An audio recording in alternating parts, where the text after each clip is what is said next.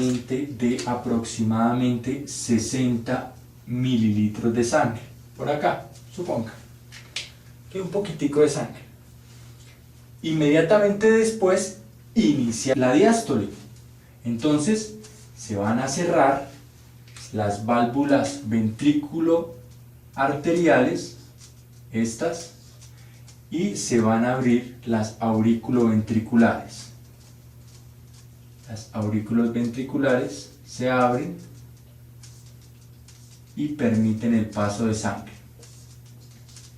Lo primero que va a ocurrir es una fase de llenado rápido. Claro, y la sangre se había acumulado en las aurículas. La sangre se había acumulado ahí en las aurículas esperando que terminara la sístole. Ya terminó la sístole. Bueno, se abre la compuerta de abajo y rápidamente desciende gran cantidad de sangre, pero se dice que esta fase de llenado rápido no es pasiva, es activa, lo que genera, entre tantas cosas, la velocidad, la rapidez del llenado es un efecto de succión. Imagínense que tenemos así la mano, esto es un sistema cerrado, pues al abrirla, al empujar hacia abajo durante la diástole, pues se genera un proceso de succión, hace y hace que la sangre, baje hacia los ventrículos, se movilice hacia los ventrículos. Rápidamente va a incrementar el volumen en los ventrículos. Entonces empezamos a movilizarnos hacia allá.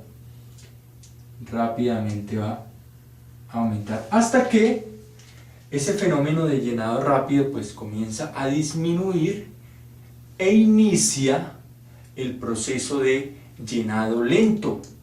Un llenado lento, el cual básicamente depende del retorno a través de las venas pulmonares y del retorno a través de la vena cava superior e inferior. Entonces esta fase de llenado lento se conoce como diastasis. Se conoce como diastasis. Entonces ya el llenado no es muy poderoso, sino se genera un momento de llenado lento. Y vamos subiendo el nivel del corazón.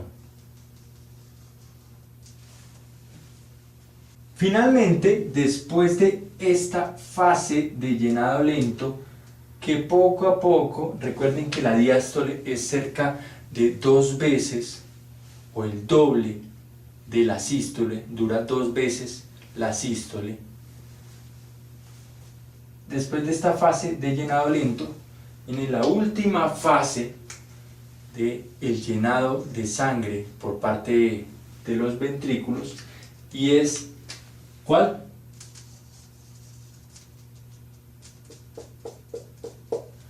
La patada auricular, la contracción auricular, la cual aumenta en una proporción determinada la cantidad de sangre, permitiendo que el volumen alcance unos 130 mililitros. Entonces el corazón en cada ventrículo almacenará cerca de 130 mililitros. Y en ese punto termina la diástole. Termina la diástole e inicia la sístole, pero fíjense a este fenómeno que va a ocurrir. Acá, para ser más precisos, en el momento de la patada, quiero corregir el dibujo, en el momento de la patada, para ser precisos, debido a que esto se genera con cierta potencia, la contracción de las aurículas, aunque pequeñitas, generan cierta potencia, incrementa levemente la presión. Y recuerden que esta es la presión, incrementa levemente la presión.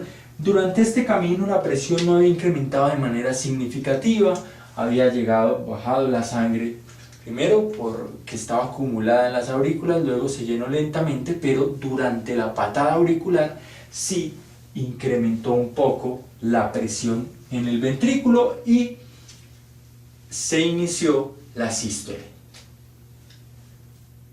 En la sístole se genera, en el inicio de la sístole se genera una curva así, de esta manera. Un periodo de contracción, si vemos lo que acabó de ocurrir, un periodo de contracción en el cual incrementa significativamente la presión, pero no cambia el volumen.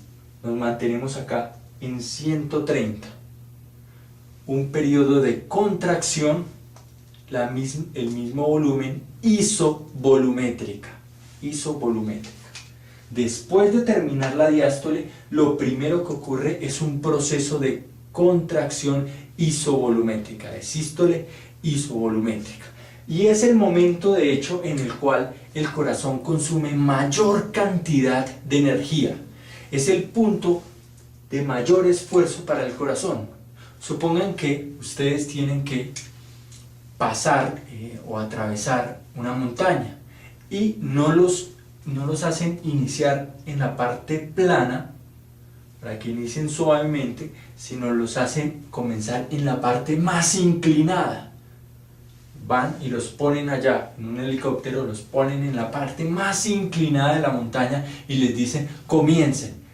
Cuando llegue ahí a un punto va a encontrar una meseta, va a encontrar un lugar donde la inclinación va a disminuir, tal que ustedes deben iniciar el proceso, la caminata, con el gasto de mayor cantidad de energía, porque les toca vencer una gran resistencia que les opone la inclinación de la montaña. Lo mismo le pasa al corazón. ¿Cuál es la montaña? ¿Cuál es la curvatura? ¿Qué es lo que deben vencer?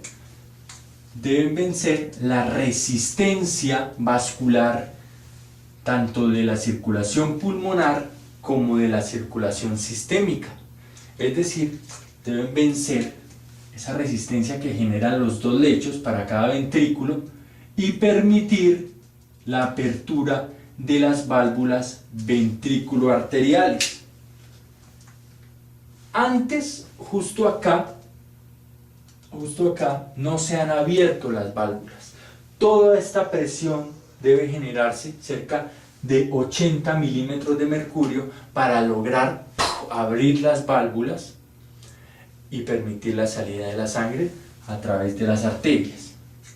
Naturalmente, mientras esto ocurre, mientras se abren las válvulas ventrículo-arteriales, pues se cierran las auriculoventriculares.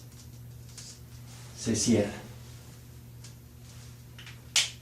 Entonces, escribamos acá contracción isovolumétrica y es el momento donde hay mayor consumo de energía, de ATP por parte del corazón.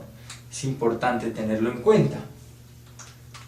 Ahora, finaliza el periodo de contracción isovolumétrica, se logra vencer la resistencia de las arterias y luego comienza a salir la sangre de los ventrículos, es decir, nos vamos hacia allá o nos vamos hacia acá. Comienza a salir, a disminuir en forma ondulada. Hay un punto, muy atentos a esto, hay un punto donde la contracción, recuerden todos los conceptos que hemos estudiado, al inicio de la sístole las fibras están bastante estiradas. Dijimos que bastante estiradas, pues la contracción no es muy potente. Luego, al sacar más y más volumen, las fibras están como en el punto óptimo. Entonces ahí la contracción es más potente, se alcanza la mayor presión. Y luego las fibras comienzan a estar menos y menos estiradas, es decir, la contracción pierde potencia, pierde presión. Por eso la curva se genera de esta manera. No es una relación así, ni es recta, sino con una inclinación superior. Ahora, también debemos tener en cuenta la resistencia vascular. El hecho de que se esté generando una resistencia por el sistema arterial también hace que al principio se le permita la salida lentamente, luego rápidamente puede pasar en el momento de la mejor contracción, de la mayor potencia, y finalmente la resistencia de las arterias va a hacer que la potencia disminuya. ¿Hasta cuánto? Alrededor de 60 mililitros, es decir, el volumen al final de la sístole, y la curva va a descender.